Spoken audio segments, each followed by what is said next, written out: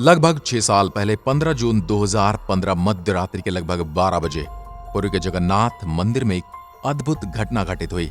इस घटना ने सभी इतिहासकारों को यह देखने के लिए उत्सुक कर दिया कि भारत के छोटे से शहर में ये क्या हो रहा है।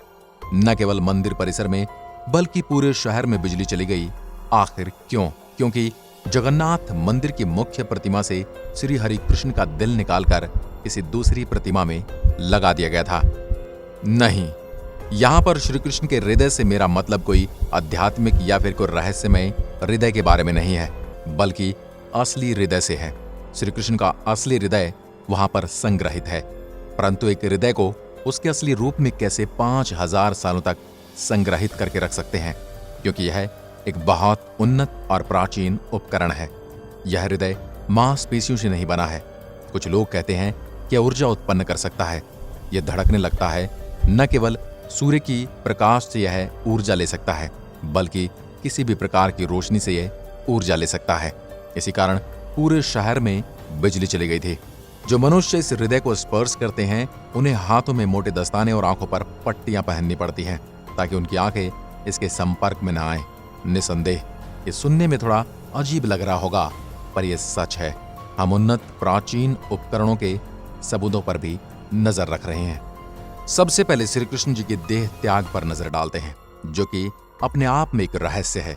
बहुत से लोग इस बारे में नहीं जानते होंगे, परंतु प्राचीन सूत्रों में उनकी मृत्यु का उल्लेख है। लगभग 5000 साल पहले श्री कृष्ण जी को एक शिकारी द्वारा जंगल में मार दिया गया था। यह एक दुर्घटना थी, क्योंकि शिकारी हिरण को मारने की कोशिश कर रहा था। श्री कृष्ण जी की मृत्यु हो गई और उनका अंतिम संस्कार कर दिया गया। उनका शरीर धार्मिक तरीके से अंतिम संस्कार कर दिया गया। हालांकि उनका शरीर तो जल गया, परंतु उनका हृदय नहीं जल पाया। यह एक बिना नुकसान पहुंचे हुए मजबूत धातु के गांठ जैसा दिख रहा था। जब शिकारी ने उस हृदय को उठाया तो वह हिलने लगा। अब शिकारी उस हृदय का फिर से अंतिम संस्कार करने की कोशिश करता है, परंतु इस हृदय को जला पाना असंभव था और इसी हृदय से एक अजीब सी धड़कने की आवाज आना शुरू कर दी। तो फिर शिकारी को यह महसूस हुआ कि कोई खास उपकरण है। उसने उस हृदय को उठाया और इसे बेचने की कोशिश करने लगा, क्योंकि यह बहुत अजीब दिख रहा था। उस शिकारी ने पूरे भारत का भ्रमण किया, परंतु उसे कोई हाथ तक नहीं लगा रहा था। शिकारी ने हार मान ली और उसने हृदय को लकड़ी के पट्टे पर रखकर नदी में छोड़ दिया। ये हृदय पुरी के एक प्राचीन शहर में किसी को मिला।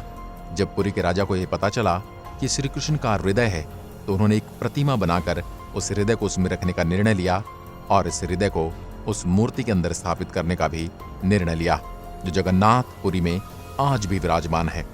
इस हृदय को ब्रह्म पदार्थ या हृदय पदार्थ कहा जाता है, जिसका अर्थ है दैवीय पदार्थ। सबसे अद्भुत बात इस मूर्ति की यह है कि हिंदू देवी देवताओं की मूर्तियां तो किसी धातु की होती हैं या फिर किसी पत्थर या चट्टान की बनाई हुई होती हैं, लेकिन ये लकड़ी की बनी है। इस अद्भुत मूर्ति का लकड़ी का होने के पीछे कारण यह है कि भगवान कृष्ण का जगन्नाथपुरी में हृदय बिजली के करंट की तरह काम करता है। धातुएं बिजली की सुचालक होती हैं तो करंट लग सकता है, और लकड़ी कुचालक होने के कारण करंट नहीं लगता। जगन्नाथ का अर्थ है पूरे ब्रह्मांड का स्वामी।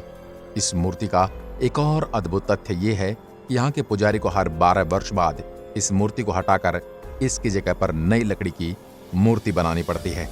इसके पीछे भी रोचक तथ्य यह है कि भगवान जगन्नाथ का हृदय इस लकड़ी को अपने तेज से धीरे धीरे खंडित कर देता है। आज से 50 साल पहले एक व्यक्ति ने देखा इस हृदय से कुछ और तरल चमकीला पदार्थ निकल रहा है।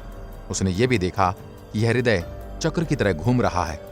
इस व्यक्ति ने कहा यह अष्ट धातु से बना है, जिसका अर्थ यह है कि एक मिश्र धातु से बना, जिसमें 8 धातुएं हैं। इस अद्भुत चक्र के बारे में बहुत सारी धारणाएं बताई जाती हैं। भगवान कृष्ण के पास एक चक्रीय शक्ति है जो सदैव चलती रहती है और ऊर्जा उत्पन्न करती है। विज्ञान भी घर्षण की शक्ति को मान चुका है। विज्ञान भी इसी सिद्धांत पर एक न्यूक्लियर मशीन बना रहा है जो दिखने में हीरे की तरह होगी। इसके अंदर भी चैम्बर होंगे और वह भी चक्रीय घर्षण पर कार्य करेंगे। जगन्नाथपुरी के मंदिर के संचालक कहते हैं कि वे जब इस मूर्ति को हटाते हैं तो वह पूरी तरह से वहां पर अंधेरा कर देते हैं। वे सभी मानते कि यह एक भौतिक वस्तु है, पर इसके केंद्र में जो ऊर्जा उत्पन्न हो रही है वह अद्भुत है। हम जानते हैं किसी भी प्रकाशमान वस्तु से यह ऊर्जा प्राप्त कर सकती है, इसलिए वे इस मूर्ति को अंधेरे में ही वहां से हटाते हैं।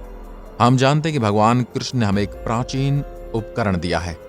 आज विज्ञान इस तंत्र को प्रयोग करते हुए विभिन्न प्रकार की मशीनों का प्रयोग करते जा रहे हैं, क्योंकि भगवान कृष्ण भी अपनी उंगली पर सुदर्शन चक्र रखते थे, जो कि सदा गतिमान रहता था। वहीं वर्तमान में शक्ति और ऊर्जा का मार्गदर्शक बन गए हैं। आज की वीडियो में बस इतना ही। अगर वीडियो पसंद आए हो तो लाइक कीजिए और ऐसी वीडियो देखने के लिए हमारे चैनल को अभी सब्सक्राइब कीजिए। धन्यवाद।